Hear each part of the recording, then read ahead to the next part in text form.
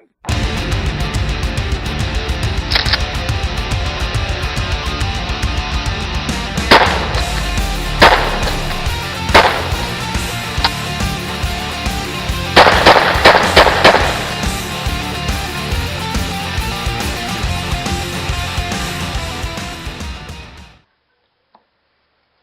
guys, I'm just in my dorm room here, bored out of my mind as usual, and just thinking, have a chat about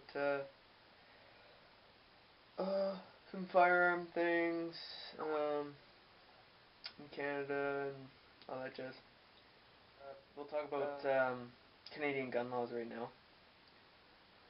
Just real quick, I'll blab on about that, and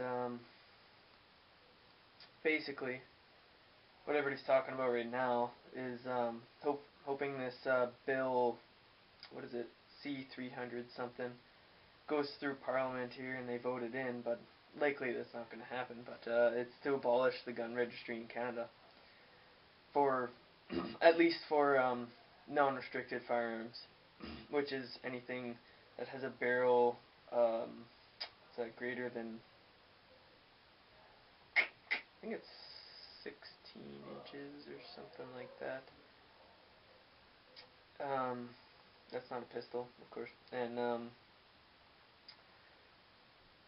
that would be fantastic. I don't know, I don't mind it, but I don't like the idea that the government knows I have all these guns, because if like the Liberals got in power by some miracle, they would probably start confiscating firearms and stuff, then that would just be annoying. And I don't even understand why this gun registry thing happened in the first place, because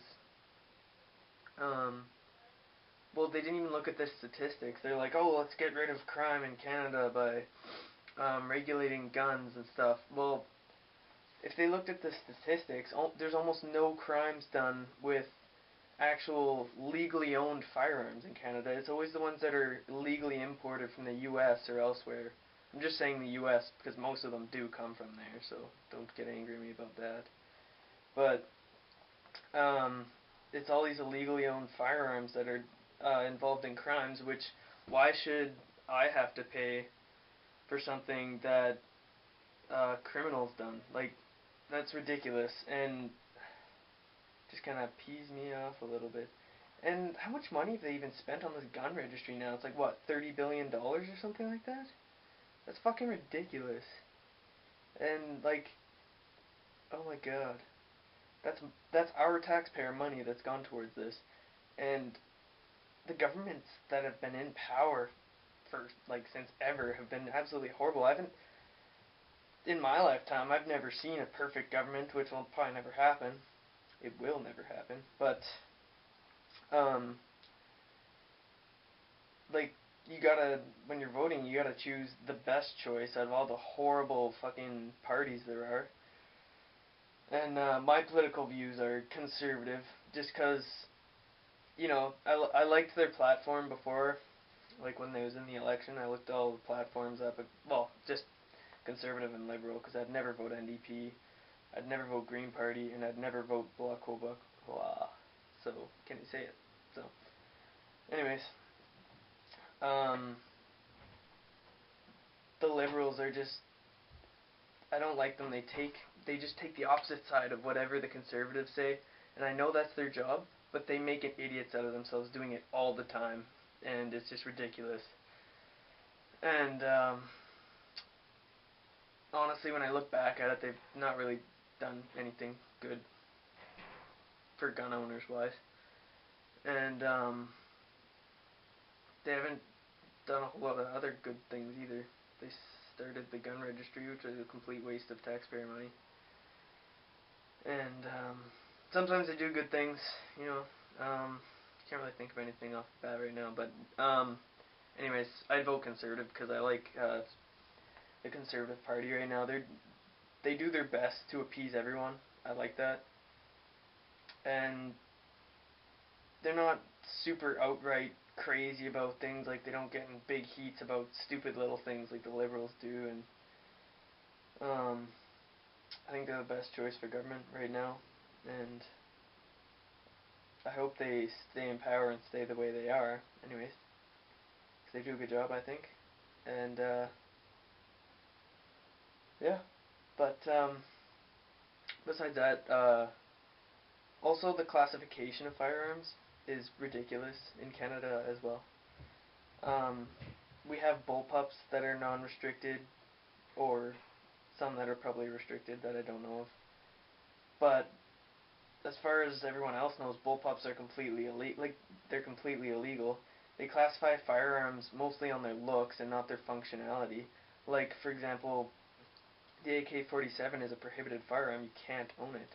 And how is it more dangerous than a Robinson XCR or an AR-15 for that matter? It's kind of ridiculous, really. And I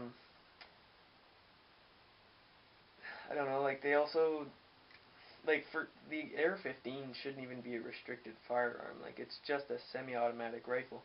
If they bring them in and they don't have select fire capability, what's wrong with people being able to legally own them, right? Nobody's gonna go buy an AR-15 without a firearms license somehow and then get the lower parts to make it select fire and automatic and all that, and then what are they gonna do with it? Go rob a store with 5-round magazines? That's fucking that's laughable. That's another thing. Limited to 5-round magazines. I could see that for hunting. That doesn't really make sense to me, but I could see them making it for hunting. But if you're just going out to shoot at the range, why can't it be 10 rounds or 20 rounds? Like, I can see they don't want people owning high capacity magazines so then they can go shoot up a place, but nobody even does that. It's pretty ridiculous. And, like, 5-round capacity for hunting? Like, what, do they want the person to shoot and miss 5 times and maybe, like, wound it or something, and then have to reload and then try to stalk their animal again while it's suffering and shoot it again? I mean, it doesn't really make sense to me why you have a limited magazine capacity for hunting. But, I know, 1 shot, 1 kill, blah blah blah. But some people don't shoot very well in this world, and we all know that.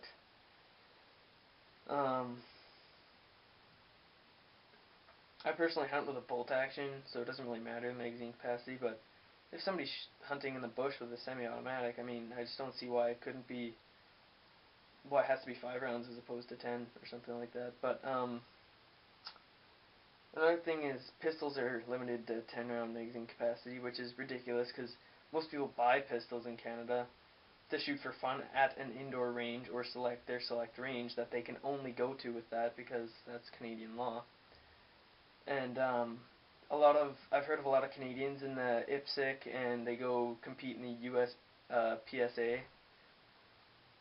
in the States. They just have trouble down there competing because they only have 10-round magazines, whereas Americans have like 20-round magazines and stuff like that for the pistols. So they don't have to reload as much, and they can just unload their lead. But they just have trouble, and I don't know, even for like competitions, you know, I don't really see why pistol magazines should be limited to 10 rounds. Usually they do quite a thorough background check, I would think, on people that get their restricted firearms license or apply for it. I highly doubt anybody's gonna go shooting around with a pistol and stuff. Although I know it's happened a few times, but that shit just happens, you know. People go nuts. If you take away all their weapons and their capacity to do it, it will make it harder for them, but they will find a way. There's a lot of illegal firearms in Canada. If somebody wants something to do something horrible, they're gonna get it, whether people like that or not. And that's pretty ridiculous. But anyways, that's all my thoughts on Canadian firearms laws and all that jazz. But anyways, 2 cents on firearm politics, and hope you like my video.